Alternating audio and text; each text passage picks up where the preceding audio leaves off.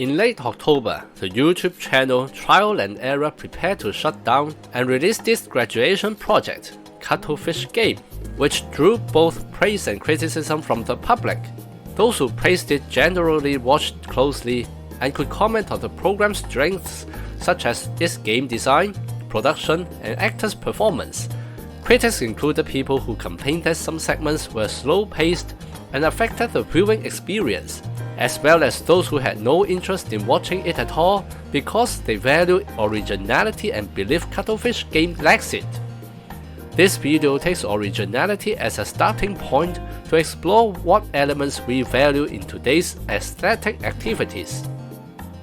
Cuttlefish game imitates the concept of the Netflix Korean drama Squid Game, inviting artists and online personalities to participate in a live-action game show. The games are classic childhood activities familiar to Hong Kong people, such as 123 Wooden Man and 007 Bullet Loading. Some friends of mine who care about creative originality reacted negatively, criticizing the show as almost plagiarism. Dr. Gavin Chiu also said he prefers original works and is not interested in such programs. Personally, I am not very interested in Cuttlefish game, nor am I repulsed by it. Eventually, I didn't watch it and am not qualified to comment on the content. Instead, I feel the discussion about the show reflects critical perspectives worth considering. Criticism of Cuttlefish game tends to focus on originality. 1. It is judged as lacking originality. Critics simply don't watch, so there is little basis for discussion with admirers about the actual content. Critics can certainly judge Cuttlefish game as unoriginal. It first borrows the core creative ideas from Squid Game, and then the games themselves, supposedly paying tribute, but simply repurpose familiar Hong Kong childhood activities with little innovation. However, originality is not necessarily the most important standard for appreciation or judging popular entertainment. We should consider how much weight originality really holds when evaluating a work's merits.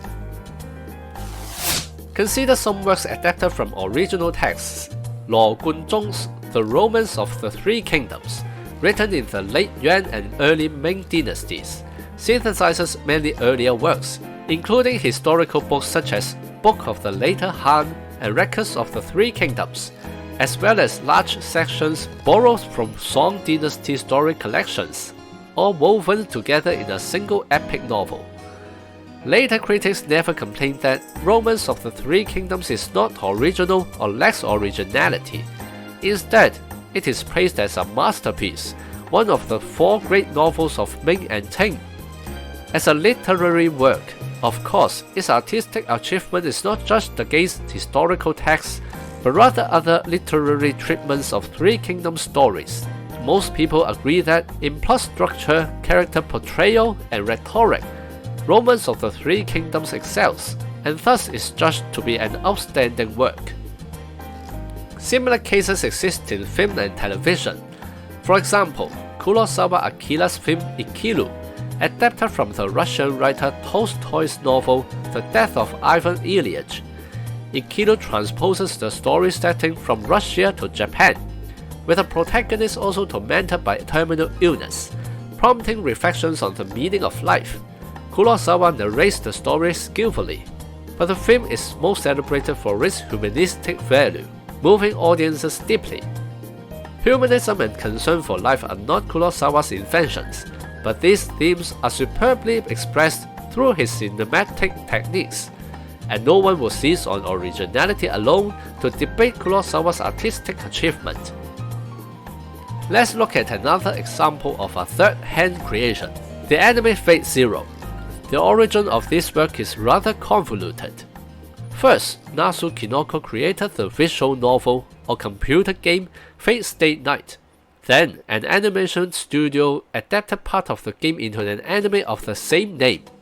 Later, writer Urobuchi Gen wrote the novel Fate Zero, which serves as a prequel to Fate Stay Night.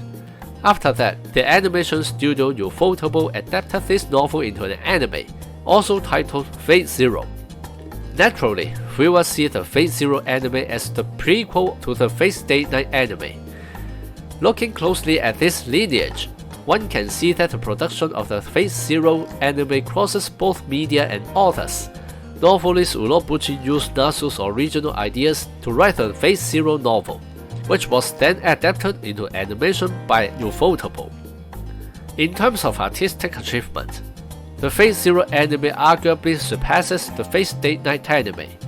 The novel and the game are not the same medium, so they are not compared here. One outstanding feature of the Fate Zero anime is its brilliant use of the story setting and characters established in Fate Stay Night to create a reverse-engineered prequel. Thus, after watching both works, those familiar with Fate Stay Night experience a moment of revelation, as if multiple narrative threads instantly mesh into a tight-knit web that illuminates the characters' obsessions, motivations, and relationships. Urobuchi and Ufotable resemble a sophisticated juggler playing with the original material, and much of the artistic achievement is built precisely upon non-original foundations. This shows that when we judge a work's merits, besides originality, there are other factors involved. In the simplest terms, it can be craft. What is meant by craft? It refers to expression, the ability to realize an idea. For instance, the painter's skill in translating vision into brush and pigment, resulting in work superior to a layman's drawing. Or the director's use of the camera, sound effects, and actors in storytelling, outshining those with clumsy narrative skills. Having ideas without the ability to execute them amounts to hollow fantasy, unable to become real works. Yet today this theory faces huge challenges. AI can easily fulfill the role of realization, and AI-generated work is now nearly ubiquitous. Mentioning AI in the context of artistic discussion is relevant because if one standard for judging beauty includes criteria such as balanced lines, harmonious colors, and lifelike appearances, AI is incredibly capable, often extremely fast and competent. As a result, people use AI tools to create things that fit artistic standards, often simply for fun, sometimes even with low-brow, shallow, or vulgar taste, such as the recent trend of AI-generated photos of figures, earlier Ghibli-style cartoons, more recently viral but fake videos of giant animals discovered in Chernobyl, and clips made with Sora depicting children pranking female TV anchors. Some of these works are in poor taste. They look real, vivid, colorful, and visually striking, but feel utterly cheap, challenging the commonly held belief that craft is a threshold for art. After talking endlessly, I seem to be saying, is originality important? Not absolutely. Is craft important? Also, not absolutely. Debates about art rarely have clear answers, just as the 19th century philosopher Bernard Bausenkamp wrote in his A History of Aesthetic. Naturally, it will take a longer time to resolve, and we cannot anticipate in what shape the resolution may come. Abundant and dazzling, human exploration of beauty is a riot of colors. If you have any idea or like this video, please comment, like, subscribe and share. I'll be grateful if you support me on Buy Me a Coffee or Patreon, making us go even further. See you on the next video.